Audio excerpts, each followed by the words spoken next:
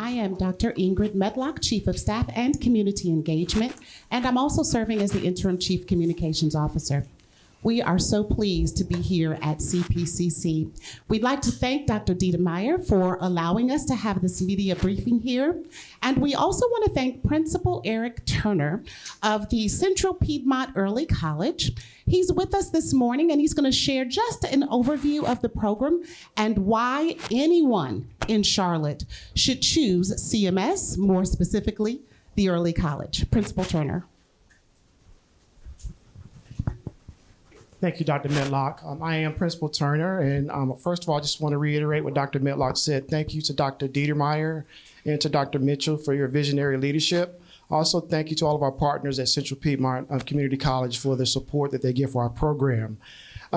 Central Piedmont Early College is a cooperative, innovative high school, and the question that I often get is, well, what is the difference between an early college and a middle college? And the primary difference is that early colleges begin in the 9th grade and the middle colleges begin in the 11th grade. And students in our program, they are able to earn a high school diploma and earn their 24 high school credits in addition to their associate degree if they choose to do so. So those 60 additional credits that they can earn for their associate degree, most of our students earn those within their 12th grade. But our program is unique because our students can stay for a 13th grade if they need that additional time. So it's a built-in gap year for our students to be able to earn that associate degree if they choose to do so. One of the additional things that I'm very proud of is that we have unique partnerships throughout the community. So our students partner with the Sullenberger Aviation Museum, the Discovery Place to provide work-based experiences. And we also know that high school is a lot. But high school is also workforce development. And so we are proud to have internships, paid internships for our students. And one of our primary partners is Wells Fargo, where we have juniors and seniors that are working at Wells Fargo in a variety of different fields. And so we're excited about those partnerships. We are also excited about that work-based experience. And we opened in 2023. And during our first year in existence, we exceeded expected growth on the state report card score. And then last year, we celebrated our first graduating class. We had students that attended colleges from Auburn to LSU to A&T to North Carolina Central and everywhere in between. We had students that went off to the military and that are doing the 3 E's that Dr. Hill talks about so often. So we started school last week with 345 scholars here and 100 students on our wait list. And so as we look at our school and we think about all of the opportunities available for them, we are going to conquer possibilities like Central Piedmont talks about and really communicates to their students. And we're going to provide endless possibilities for all of our students at Central Piedmont Early College. Thank you all so much.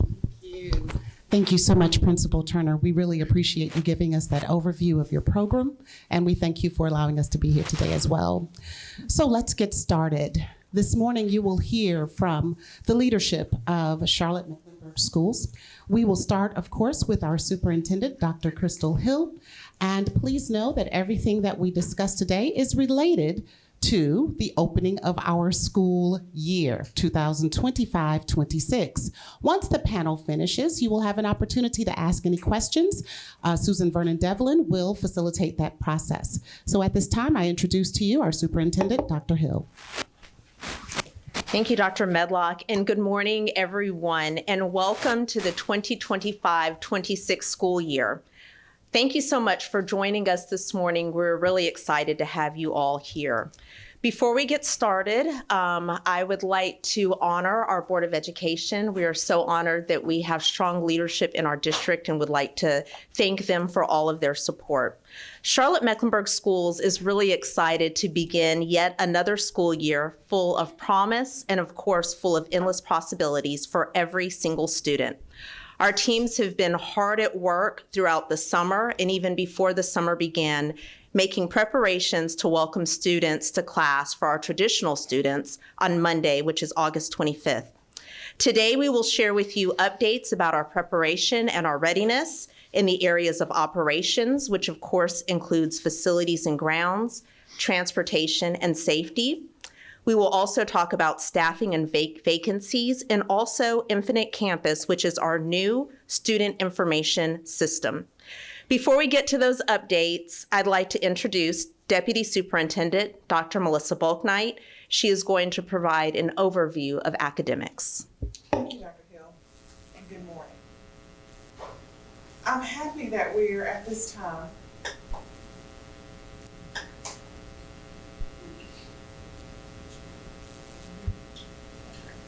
Good morning again, and happy back to school time to our students, families, and staff. We are excited.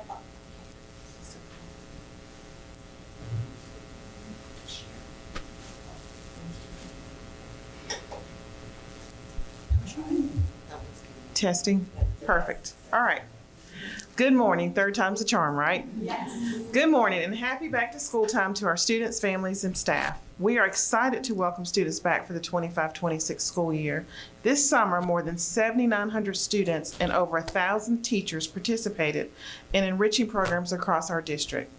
Staff and students learned together, building momentum for a strong school year ahead with both prepared learners and prepared educators.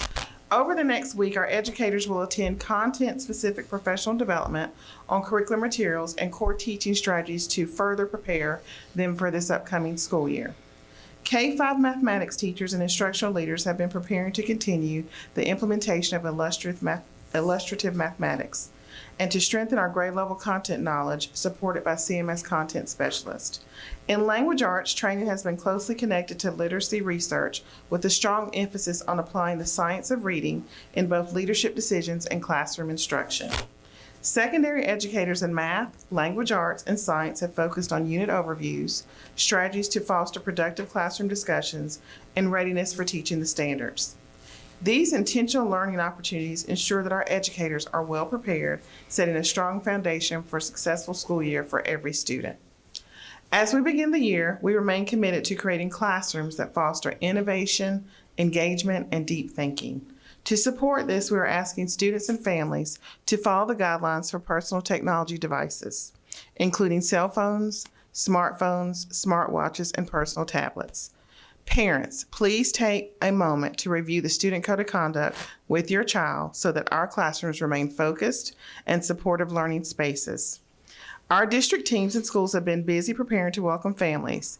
In recent weeks, we have hosted numerous back-to-school events for new students, and this week, starting today, we have our open houses. So we have middle school today, this evening, and then Wednesday, August the 20th, elementary schools, Thursday, August the 21st, high schools and K-8 schools. We encourage parents and families to attend these events with their children to meet teachers, learn about expectations, and build connections that will support student success throughout the year. In conversations with principals and staff, one theme is clear. Our educators are eager and ready to welcome students. In Charlotte-Mecklenburg Schools, we are proud that our classrooms are centered on children and designed to provide the high-quality learning experiences every student deserves. At this time, I will turn it over to Chief Ivey, Chief of Operations. Thank you, Dr. Balknight. Good morning. We are excited to begin the 25-26 school year with a focus on operational efficiency and safe, clean environments. As you know, safety is our top priority, and evidence from the annual crime data released by NCDPI shows that our layered approach to safety protocols and procedures is working. From the 2021-22 school year until the 2023-24 school year, we saw a decrease in 4 primary categories tracked by NCDPI. A 7.7% reduction in the total number of criminal acts, an 8.3% decrease in acts of crime per 1,000 students, a 49% reduction in possession of a weapon other than a firearm, and most significantly, a 69% reduction in possession of firearms from 29 to 9 in the 23-24 school year. The official data for the 24-25 school year will be released by DPI in December or January, and we anticipate that we will continue to see improvements in our safety data. This school year, all visitors will continue to check in using our visitor management system, which is actively monitored in all schools. SROs are on staff at all K-8, middle, and high schools, along with CMPD and CMS-PD patrol officers who will routinely patrol our elementary schools as part of their daily routes. Students entering K-8 middle, and high schools will go through our walk-through security scanners. This year, we are excited to add a safety protocol called I Love You Guys. It refers to the last words texted from a daughter to her parents before losing her life in a serious school incident. The standard response protocol provides clear, consistent actions and language for schools to use in the event of an emergency. The protocol includes the use of common terminology and age-appropriate safety drills, transparent updates for parents during and after incidents, and collaboration with local emergency services. All school administrators receive training on the new standard response protocol at our summer leadership conference in June, and staff are being trained this week. Also, this October, we will host our first safety summit during School Safety Week. More information to come about this exciting event. And as we kick off this school year, remember that school safety is a community effort involving law enforcement, school staff, parents, and students. If you see something, say something.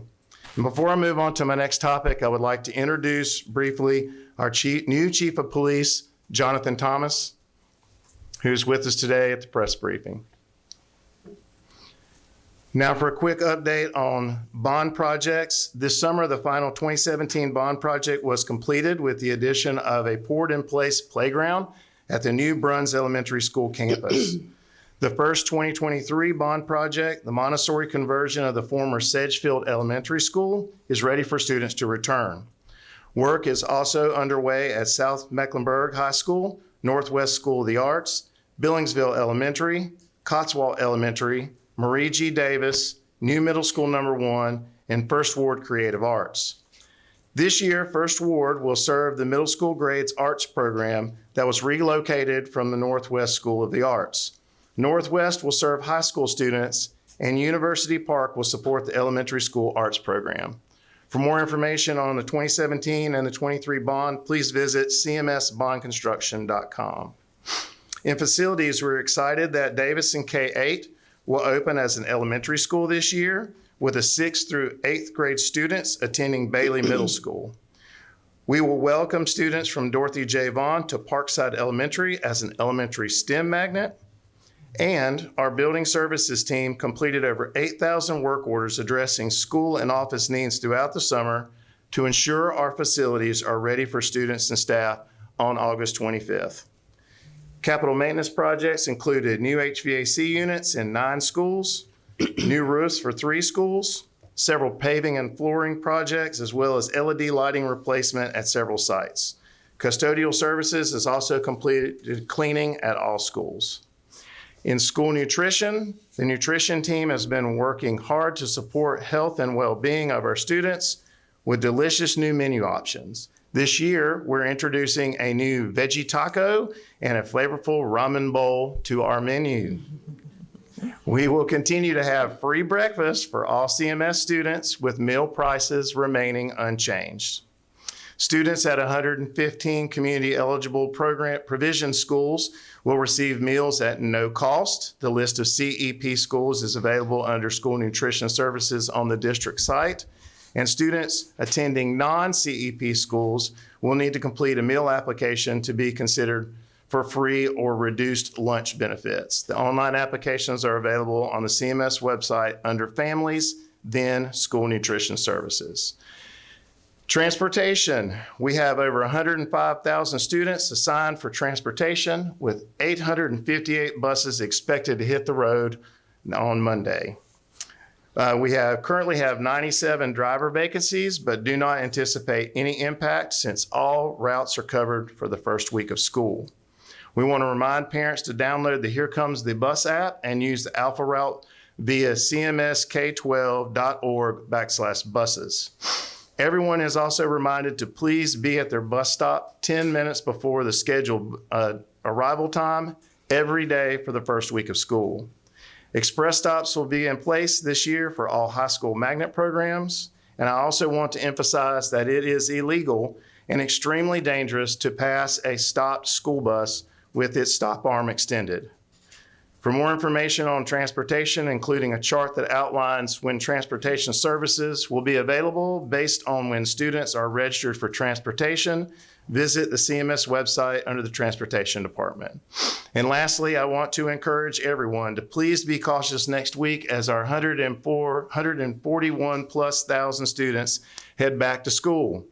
As school buses, teenage drivers, and parents transporting students back and forth to school are reintroduced to the Mecklenburg County traffic pattern, we ask that everyone practice patience and be alert as we welcome families back to CMS. I'd like to this time introduce Dr. Kecia Coln, Chief Human Resource Officer. Thank you, Mr. Ivey. Good morning. We are pleased to be welcoming 736.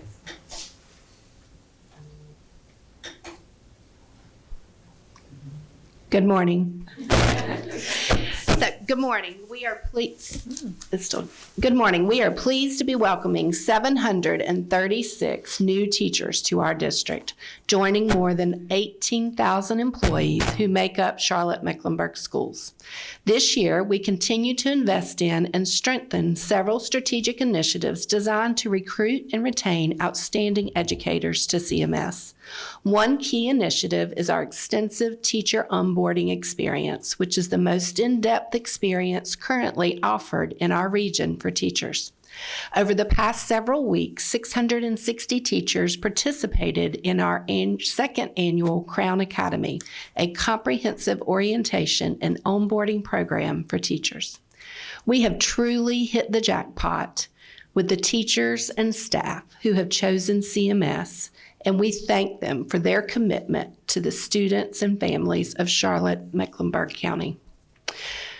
We've held 8 in-person or virtual career events since March, as well as conducted numerous marketing campaigns to support hiring for all of our schools and departments. Our CMS Teaching Residency Program, which is our own district-sponsored educator preparation program, continues to be a strong pipeline for teacher vacancies. The program is set to support its largest cohort yet, with 266 teacher residents for the 25-26 school year, all of whom have been hired for teaching positions and will be closely supported as they work toward becoming fully credentialed. These strategies, along with others, have led us to currently have 97.6% of teacher positions filled. Now, I would like to introduce Dr. Candace Salmon-Hosey, Chief Technology Officer. Thank you, Dr. Coln. Good morning. Charlotte-Mecklenburg School Systems is entering the 25-26 school year with significant progress in artificial intelligence, technology access, and system readiness.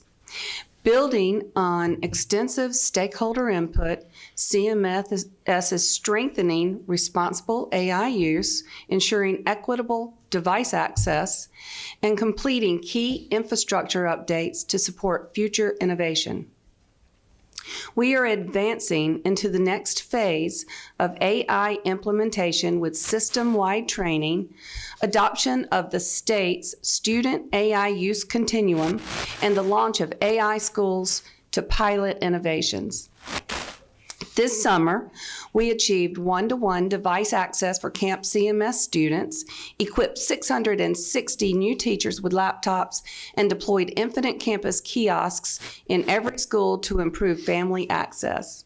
A district-wide technology audit was completed, ensuring accurate inventory, device allocations, and strategic planning for schools to begin device deployment to our students.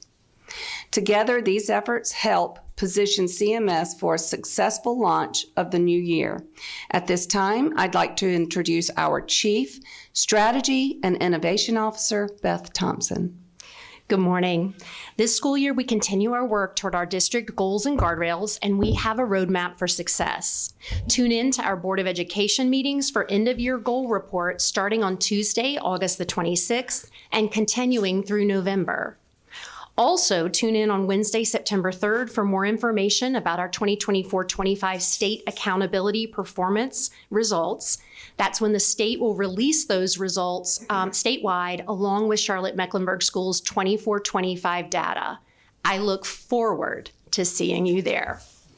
If you're joining the Charlotte-Mecklenburg Schools family this year, it's important to start by registering for school. We encourage you to register as soon as possible to guarantee that your child will have transportation and a schedule on the very first day of school. We're happy to share that new this year, parents or guardians can complete that school registration process completely online from any location with internet access, including from their very own home. If parents choose to register online, you can provide all necessary information for your child, upload any required documents by simply taking a picture of those documents and uploading them into the platform. If it would be helpful to have someone help you with required paperwork, please feel free to complete that registration at the school by using one of the kiosks that Dr. Salmon-Hosey just spoke of that's been prepared for you, and/or to schedule a virtual appointment online. You may also register by scheduling an in-person appointment with the Charlotte-Mecklenburg Schools Student Placement Department. Please note, our volume of registrants is very high right now, so we do encourage folks to use that online option. But please don't wait. We want to be able to warmly welcome every child to open house that starts tonight and on the first day of school with a prepared schedule, classroom, and an outstanding teacher. Registration helps make that happen. Actually, it's required to make that happen, so please don't delay. This year, as Dr. Hill said, we have a new student information system. It's called Infinite Campus. This change was made by the state of North Carolina, and we, along with all the school districts across North Carolina, have been preparing for this transition for a very long time. Similar to PowerSchool, which our families and students are very familiar with, this year, the use of Infinite Campus will help parents and students, but parents especially, find announcements, assignments, attendance information, grades, their child's schedule, and so much more. Visit the Charlotte-Mecklenburg Schools website, Back to School page, click on Infinite Campus for more information. Again, don't delay. Parents, we want to be sure that you have your Parent Portal app downloaded prior to open house so you can log into Infinite Campus and review your child's teachers and schedule for this year. We want to make sure you have that information for your child. Once parents have downloaded the Infinite Campus Parent Portal app, they'll need to create their very own account. That's called the Infinite Campus Parent Portal in order to access your child's information. This portal allows parents to sign on and access that information safely and securely. It is now available to create.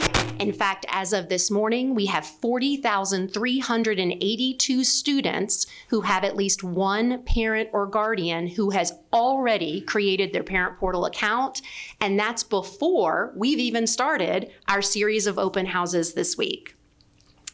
We ask parents to follow the instructions that's linked on our Back to School web page to get started with the creation of that account. And if anybody needs assistance, please don't hesitate to reach out for help at either open house over the next 3 evenings or your student's school.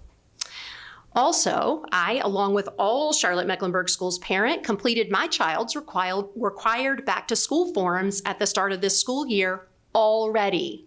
These include forms like photo release forms, child nutrition forms, parent contact forms, medical forms, and so many more. Typically, when I do this, I think there has to be a better way. Well, now there is. This year, for the very first time, those forms are all digital, and you access them through the Infinite Campus Parent Portal. Yep, you heard it correctly. Parents now have the option to complete the forms now. They don't have to wait for the first day of school. And word on the street is it only takes about 5 or 10 minutes compared to doing them by hand previously. These forms, in all seriousness, provide really critical information for each child's teachers and administrators. Things like medical information, preferences regarding photo and media releases, etc. It's critical that parents download that Parent Portal app just as soon as possible and log on for that Infinite Campus Parent Portal so that those forms can be completed. Don't delay, download and complete those forms today. I'll now turn it back over to Dr. Hill for closing comments. Thank you, Chief Thompson. And I would like to thank all of our employees, all of our leaders, many of whom are in the room, for all of their incredible work that help us get ready to do the important work that we do every single day for our students. Just want you all to know how much I appreciate you, all of the work that has gone into making this year a success. When I opened, I talked a lot about leadership in our Board of Education, and our board chair is here. If she would please stand, Dr. Stephanie Sneed, our board chair. Thank you so much for being here, and thank you for the leadership that you provide for our school district. One of my favorite sayings is, things don't just happen, people make them happen. So again, thank you to all of the people that make the great things happen every day. So there you have it. You've heard it. A great deal of work has gone into preparing for this upcoming school year, and we cannot wait to get started next week with our traditional students. As you've already heard, our early and middle college students have already started. As a reminder, parents can visit our Back to School website for our top 10 things to know and other important information that's needed for the start of the school year. We know that we've given you a lot of information this morning, so at this time we will entertain questions, and I will turn it over to Susan Vernon Devlin, who is our Executive Director of Media Relations. Amanda? Hi, so I know that you mentioned that there are vacancies as far as bus drivers. Are there vacancies elsewhere in the district as well, like with teachers or anything like that? Yes, we have, our fill rate is at 97.6%. And I just want to preface this as I say it, that keep in mind that these numbers are very fluid. They're about outdated as quick as I say them, because we are continuing to receive recommendations and process recommendations for new hires. But we currently have 228 classroom vacancies. Brett? Hi, I'm not sure if this is for Tim or Dr. Hill. You talked about the new safety app, the I Love You Guys thing. How did you guys come to the decision to go to that particular safety situation as opposed to what you maybe previously had? Great question. So first off, the Center for Safer Schools has been endorsing the I Love You Guys as a protocol for school districts to jump on as a standard response protocol for quite some time. The foundation, once it came out, its objective was to be able to provide clearer communication for students in the event of an emergency. And so we decided that based off of our need to be able to help students better understand and parents to better understand what was happening when a situation does occur at a school, that this would be a much better standard response protocol. It has clear instructions for each of the different aspects, excuse me. And so they are hold, secure, lockdown, evacuate, and shelter. And each one of those commands comes with clear instructions and also has visuals for the students and staff to understand. So when you have a person who walks into the school who may not know anything about what to do in an emergency situation, there are visuals throughout the school that will help them and guide them to be able to do that. It increases our response time when substitutes are in the school buildings and we have other visitors who are there. So it was natural for us to make this progression as an additional layer to our safety protocol. We feel like it will really help students be more at ease in schools because there will be clear instructions when something happens. And if we do have to institute a lockdown, we will know that that is a serious event as opposed to some of the times when a lockdown is called and it's like a secure lockdown, but it's an external event that's happening around the school and it won't alert parents. This will allow us to be able to better communicate exactly the events that are happening. And I'll add just a little bit to that, Brett, in terms of getting, my mic on? Yes, in terms of getting to making the selection, we listened. So we have had a superintendent's, we have advisories for lots of different groups, but one of my favorites is students. And so the students talked to me about all types of different topics, and this is one of the topics that they talked about. And so Mr. Ivey and the team came and presented the idea to the students, and they really they thought it would be a great idea. Then we took it to our superintendent's parent advisory. They provided the same level of feedback. So that's how we got to the actual decision. Evan? Yes, thank you. I have some other questions about the systems this year and about the preparations, but I just want to follow up on that question there because I know there's some changes to both the communication protocol as well as to what you do when there are threats on campus. We are hearing that last night there was a gunshot fired at one school campus at CMS, and I want to ask if that is true. Did that happen? And if so, is there any communication that you need to make to parents about that? Immediately when we became aware of an incident on campus, law enforcement was contacted, including CMPD and CMS-PD. And so this is an active investigation. We communicated immediately not only with the staff of that particular school and the parents of that particular school, but a neighboring school as well, just out of an abundance of caution. The police did make an arrest last night in that investigation, but beyond that, I can't speak to it because it is an active investigation. So I just want to clarify on the communication protocol part. So if there was a gunshot fired on campus and you all know that, that is not information that you would share with parents. We communicated last night with parents twice. The first time that we communicated, we let them know that there was an incident on campus. Everything was still being investigated, and we let them know that as soon as we had more information available, we would communicate with them. Then last night around 7:30-ish, 8 o'clock, close to 7:30, we received information, and as soon as we received information, we communicated that out again, not only to the staff, because students weren't on campus yesterday. However, there were scheduled events for students, practices, things like that. We did communicate to the staff of that particular school, as well as the families. And out of an abundance of caution, we also communicated to a neighboring school. So the response to your question is, not only do we communicated immediately that something happened, and then when we buttoned it up, when there was an arrest made, we reached back out and said an arrest has been made. However, everything is still under investigation. And that's all that I'll speak to on that topic. Rebecca? Thanks. I guess sort of elaborating on the I Love You Guys protocol, I was wondering if you could clarify sort of what are some of the main differences between that and sort of the previous protocols? Did it used to sort of vary school to school? Like how does it look different than the previous protocol? So our previous protocol, we would go into variations of lockdown. So you would have a secure lockdown or a lockdown. And those two had several different meanings. The term lockdown was used, and because of feedback from students and parents, what they were seeing was that was creating some anxiety in students because you've got the term lockdown being used overly. So people weren't really understanding, what do I really do in this situation? It's a secure lockdown. What's my protocol? Or is it a real lockdown?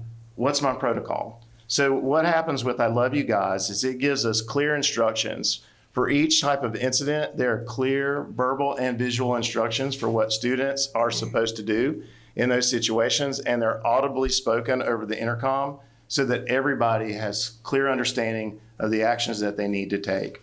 It also provides us with the ability to hold students in the classroom if we need to for just any type of incident. Let's say that a student were to get sick in the hallway and we didn't want to move students from one classroom to the other. We can easily put the school in hold and not create an alarm in other students that something is happening so that they'll feel more comfortable with their environment.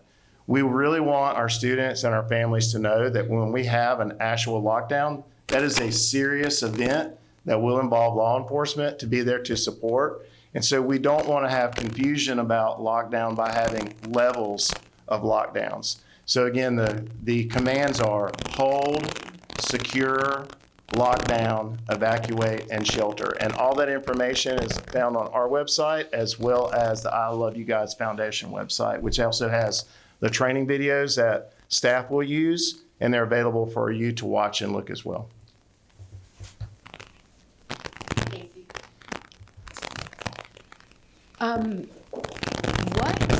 This is the first year that the cell phone policy has been implemented. This is the first year that the cell phone policy has been implemented. How will that be enforced in the classroom?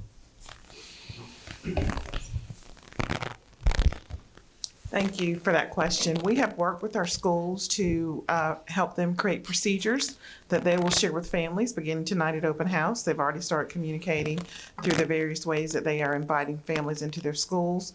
They will also talk with students over the coming weeks and continue to remind them of the expectations that is off and put away during instructional times during the school day. James?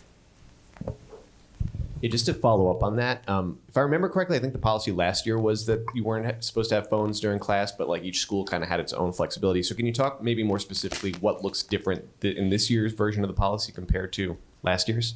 Thank you. That's a great question. So what you'll see this year is there'll be a more uniformed approach. The expectation from the district that we follow the off and put away across the district. While it may look different depending on the school level and the school, the expectation is that they're off and put away. Some schools may have a designated location and some will have that it's put away in their book bag. So that may look different, but across all of our schools in the district, cell phones and devices will be put away during instructional time. You had a follow-up? When it comes to the teacher vacancies, what is the biggest need right now?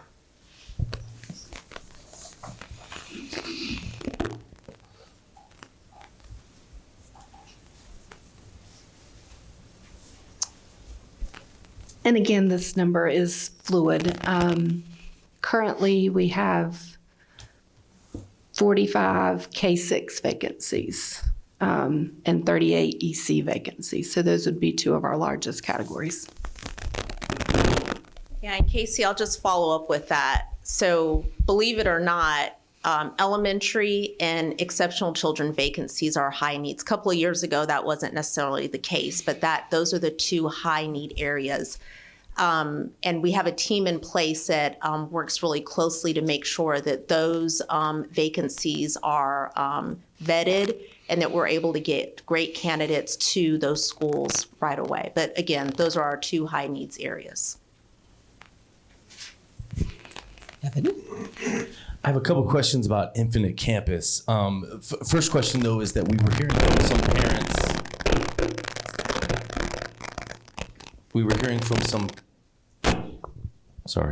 Some parents at Mallard Creek High School that they reported that the school was having some issues with the Infinite Campus. Were you all made aware of that? And are there any issues happening like that elsewhere? The challenge.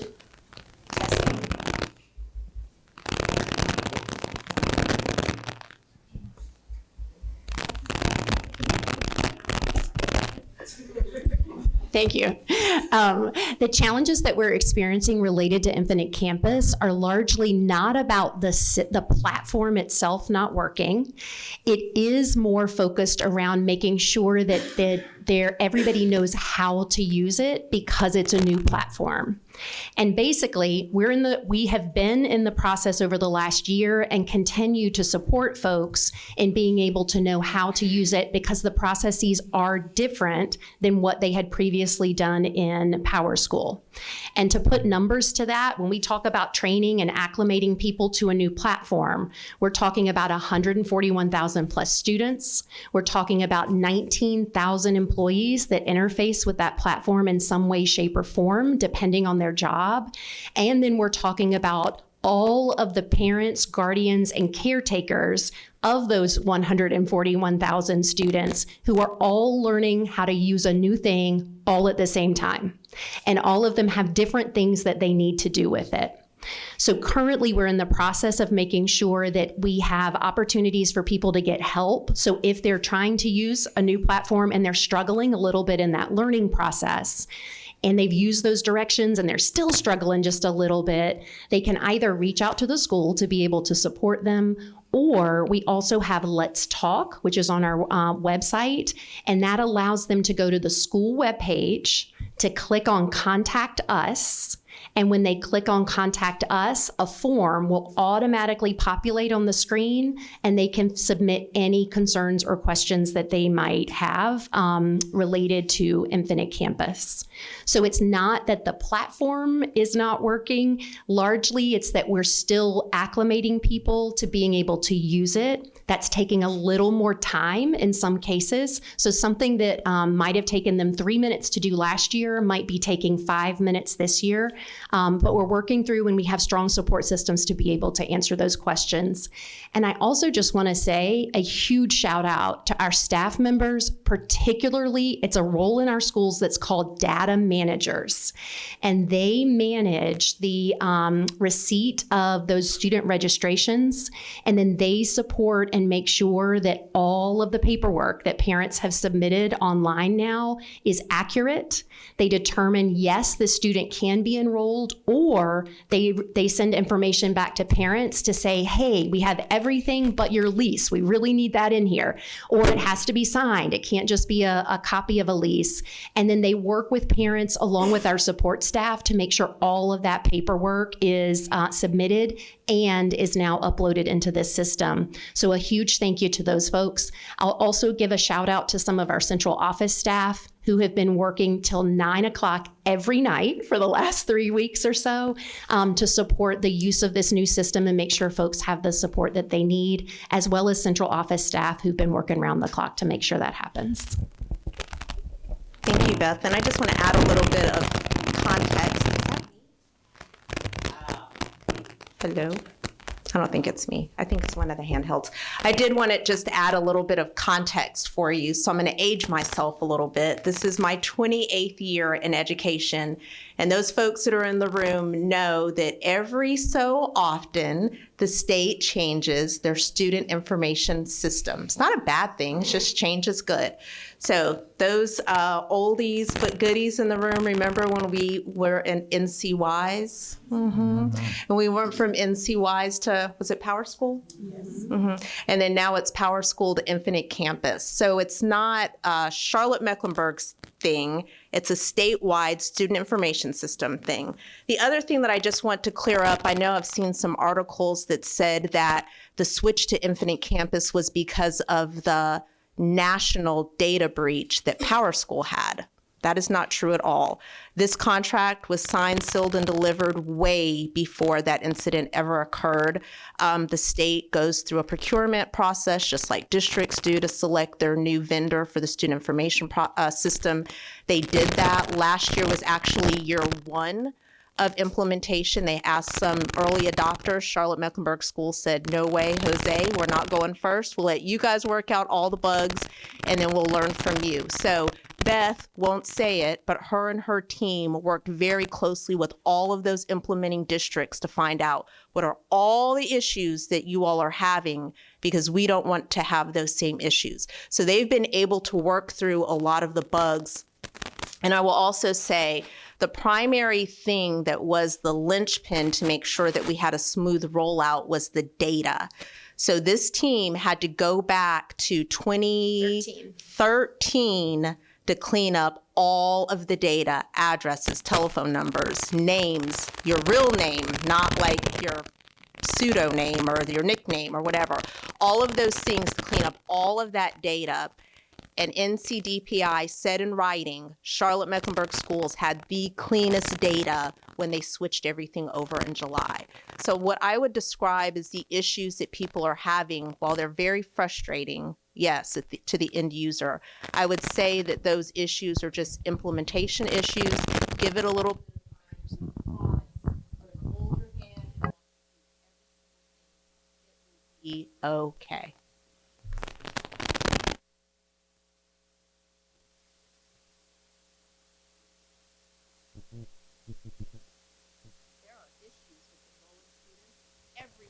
Year in every single district, every single day. But yes, there are, thank you, issues we have encountered some issues with Infinite Campus and as well as online enrollment, which is part of the Infinite Campus. So yes, there have been issues. People have had concerns. We've seen those tickets, the Let's Talk, go way down again, because once we know about it, we're addressing it. So we're just telling folks, if you're frustrated, don't worry, it's okay. Just reach out, please, to your school's data manager. You can either pick up the phone and call, or you could put in a Let's Talk that's on every single website, and we will be able to get you taken care of. I just wanted to ask if you could differentiate for parents, because full disclosure, I have some at CMS schools. So you're asking this question for you. Between Infinite Campus and Parent Square, and how parents can. Sure, that's a great question. Thank you for that.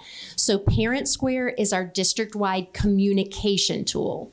So that's what we use for our parents, for us to be able to send as a district or as schools information to parents, and for parents to be able to communicate back with their child's school. Parent Square is for communication. Infinite Campus houses their child's data. And when I say data, I mean things like the student schedule, attendance data, announcements or class assignments, things like that, grades, things like that are located in Infinite Campus. So Parent Square for communication, Infinite Campus is housing information about your child. We want every child to have a parent or guardian who has both of those apps on their phone. We want every child to have a parent or guardian who can communicate with our district and receive communication from our district and knows how their child is doing in school. We want every child to have a parent or guardian who has both of those pieces of information.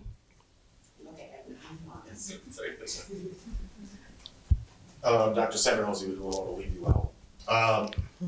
I don't want to go down the same rabbit hole of AI the last time we all met, for infinitely long.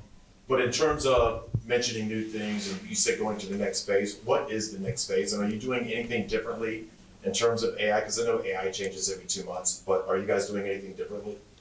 I think we're standing out from the rest of the state in how we're approaching AI. We're approaching AI with a mindset of cross-section of data privacy.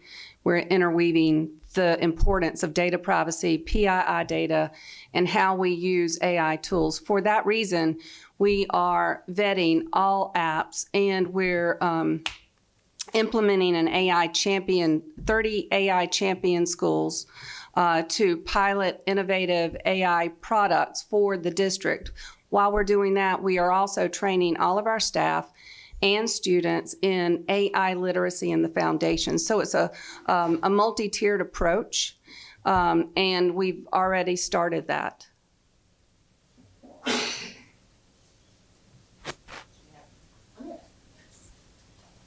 Sort of to follow up with that, can you explain a little more, like specifically, like what y'all mean by ethical AI use and AI implementation? Like, what specific ways are those going to be used in the classroom? We're working with closely with curriculum and instruction to define how that looks for our student and how that looks in the classroom. An ethical approach is interwoven, like as I just said, with data privacy and the use of these tools. How we want students to understand the data that they put into these tools and where that data goes, or how that can be translated into social media, into aspects of privacy, and what they put out is public consumption.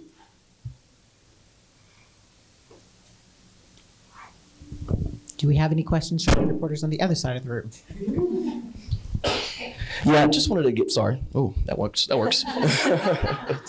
Just wanted to see if you guys could give us any information in regards to any ICE operations heading into the school year, and also how you plan to, or how close those operations have to take place before, if any alerts are going to family members, parents, things of that nature as well.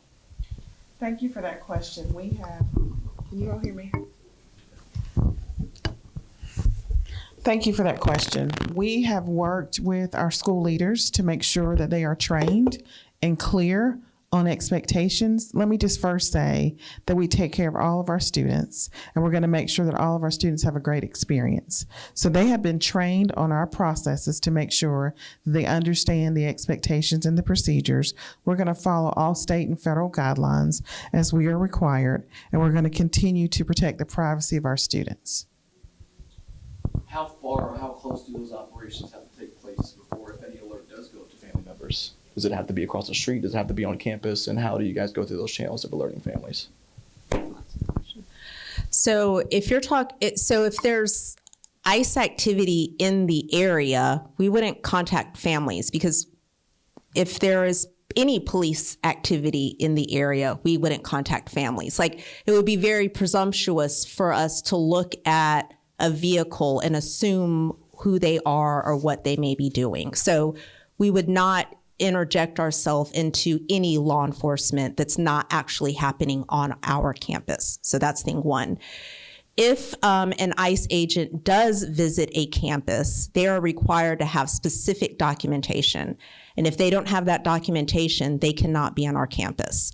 So we have procedures that are in place that, again, are outlined not only for our leadership, our principals, but our teachers will also be trained on what will be happening at the front office as well.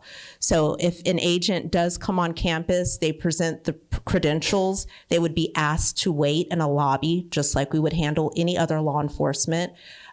Those documents would then be verified by our Office of General Counsel. If they are applicable in any way and they want to speak to a student during the time while that verification is taking place, we are required to reach out to families.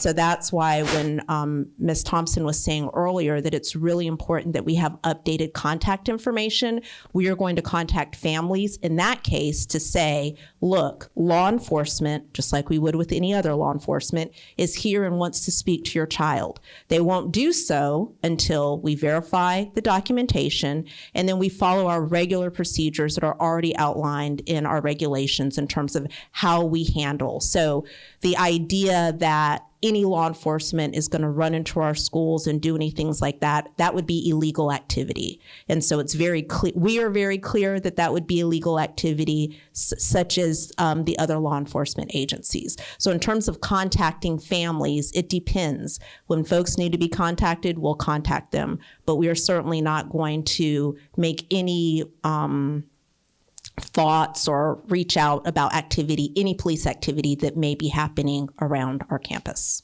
I hope that helps. I have a two-part question. What is the biggest challenge going into this school year, and what are you most excited about? Well, I'll start with what I'm most excited about. I am excited. I said year 28, and every year really excited about getting up. I am really excited about all of the hard work that this district has done, that our students have done, and I cannot wait for September 3rd. Let me just say that. So I hope all of y'all are here because the proof is in the pudding. I'll just say it that. So I'm really excited about that. I'm really excited about the endless possibilities. Every time, I've been the superintendent for 2.5 years, and I am not ceased to amazed about something that's happening in our district for students that I didn't even know about. So I'm just really excited about all of those opportunities. What the biggest challenge I would say that we're facing is the uncertainty in terms of funding for education. And so that is a hot topic that's all over the place. I will say that, again, we are incredibly blessed with amazing individuals, really smart people that really take a holistic view about what's happening, what our current state is, and what may potentially happen. So we are always working on, well, if this happens, we might need to do this. If this happens, we may need to do this. And so our budget process will start very early this year.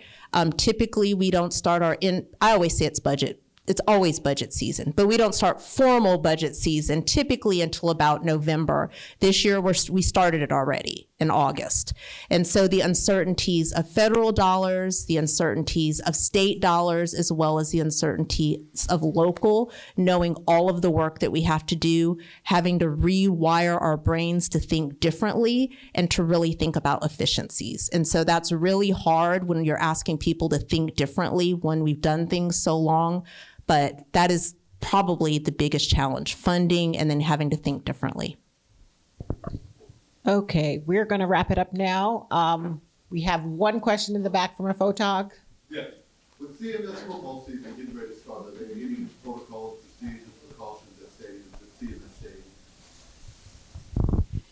We do not have any new protocols or procedures, but we continue to meet with our coaches, high school principals, athletic directors to make sure that we have those standard protocols, because the biggest priority for us is to make sure that we have a safe season and that we take care of all of our players. Thank you all for coming. If you have additional questions, please email them to media@cms.k12.nc.us, and the media relations team will respond to them. Thank you so much. Have a great day.